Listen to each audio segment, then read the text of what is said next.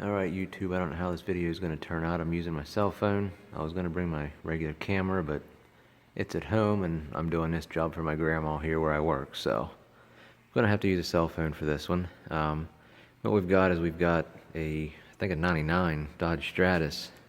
When you turn the steering wheel left to right, you get like a really loud squeaking or creaking noise.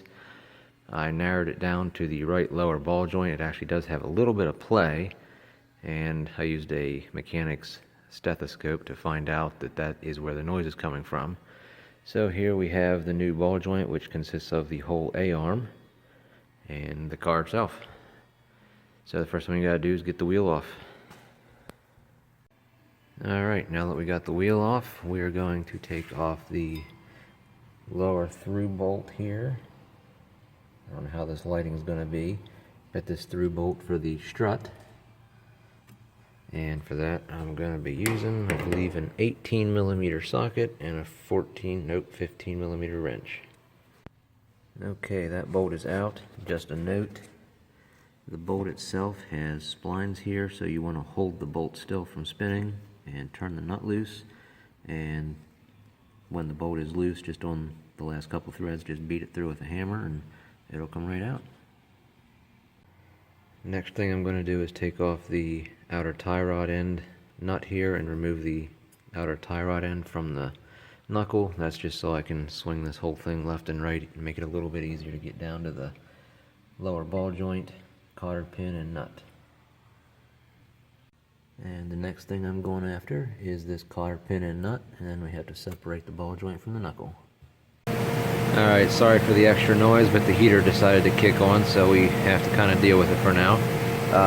I've got the cotter pin and the nut off the lower ball joint, but I did not try to separate it yet. I'm going to take the sway bar link nut loose and then try to separate the ball joint from the knuckle. So that's what's next. This is usually the hardest part of it because the nuts are always rusted in place, and stud likes to spin within the sway bar link, so it makes it kind of interesting, but we'll see what happens. Okay YouTube, I've got the nut off of the sway bar link, and on the other side of the car I did the same thing here. I took the shock bolt out and I also took this nut off on the other side. That way that will allow this sway bar to pivot down around within its mount bushings in theory. So let's just try that quick.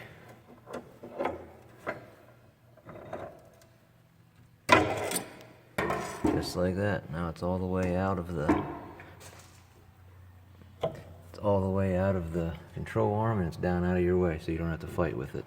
It's a couple extra steps on the other side, but to me it's well worth it to get it out of the way. Next we separate the lower ball joint from the knuckle finally. Okay, the ball joint is separated.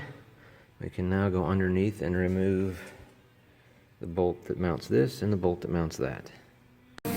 Okay YouTube, the heater's running again. The nut we are after it goes into this little, there's a nut welded to this little piece that hangs down here. It's to keep the nut from spinning while you're tightening it. So the bolt goes through there, it comes through from this side, but we need to take some of this inner, I guess a splash shield. Take the splash shield down a little bit so you can get to the bolt, because it's actually up in here. Oh, there you can see it.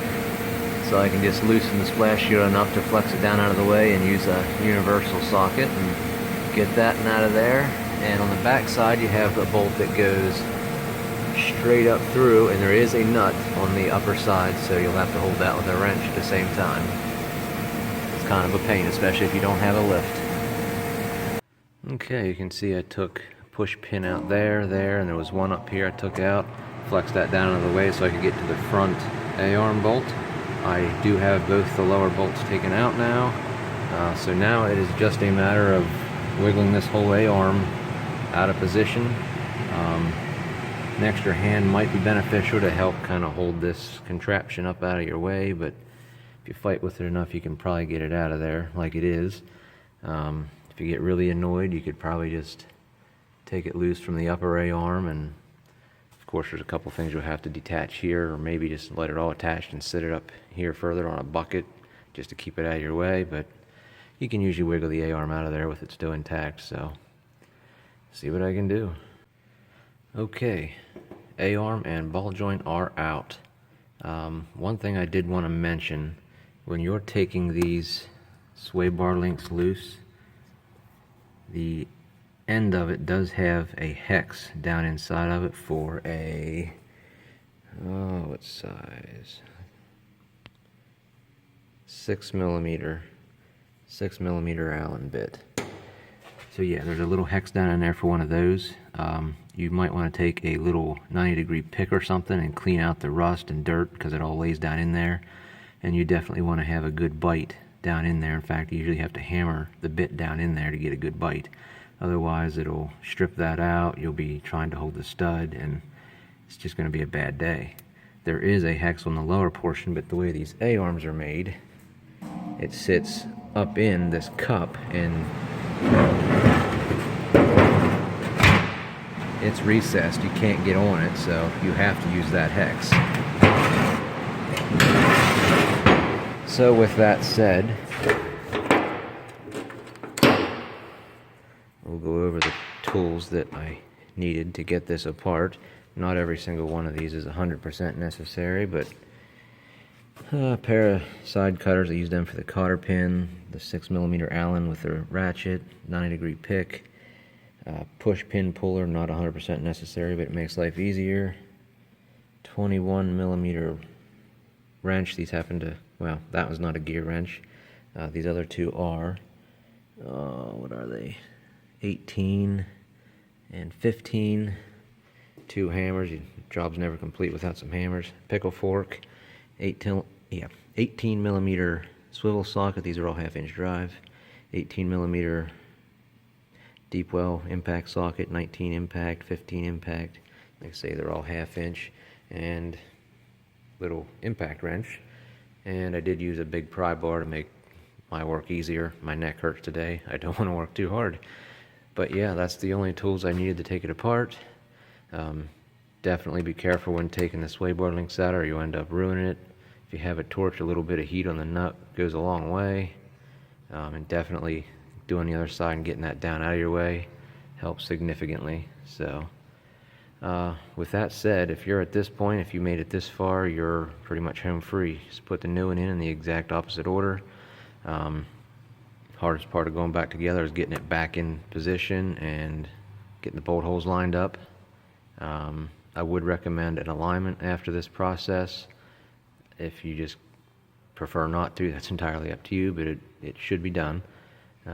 So yeah, that's pretty much all there is to getting the control arm out of a 99 Dodge Stratus. If you have any questions, let me know. Like, comment, and subscribe. Hope this helps someone out. See ya.